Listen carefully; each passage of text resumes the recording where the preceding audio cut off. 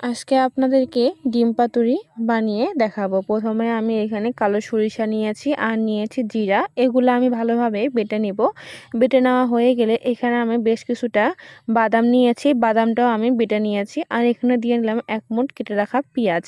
এগুলো বেটে নেওয়া হয়ে গেলে একসঙ্গে করে নিব। আর দিয়ে নিব হলুদ, মরিচের গুঁড়া, লবণ, একটু জিরের গুঁড়া দিয়ে আর দিয়ে নিব সয়াবিন তেল। এগুলো দিয়ে আমি ভালোভাবে মেখে নিব। দেখেন আমার কিন্তু মেখে নেওয়া হয়ে গেছে। এখন আমি জালি কুমড়ার যে পাতাটা থাকে সেটা আমি ভালোভাবে পরিষ্কার করে নিয়েছি আর নিয়েছি 2টা ডিম সিদ্ধ। দেখেন আমার কিন্তু এখানে আমি জালি কুমড়ার পাতাতে মশলাটা আমি কিন্তু মেখে নিচ্ছি। এর উপরে আমি ডিম দিয়ে নিব। ডিমের উপরেও আমি মশলা কিন্তু মেখে নিচ্ছি। এখন আমি ভালোভাবে মুড়িয়ে নিব যেন মশলাটা বের না হয়ে যায়। দেখেন আমার কিন্তু মুড়ে নেওয়া হয়ে গেছে। এভাবে আমি সব ডিমগুলা মুড়িয়ে নিব। এখন ফ্রাই প্যানে আমি পরিমাণ মতো তেল দিয়ে নিব। তেলটা যখন গরম হয়ে আসবে তখন আমি পাতায় মুড়ানো ডিমটা আমি ফ্রাই প্যানে দিয়ে নিব। দেখেন আমার কিন্তু সবগুলো দিয়ে নিয়েছি। এটা এখন আমি একদমই মুসমুসে করে ভেজে নেব।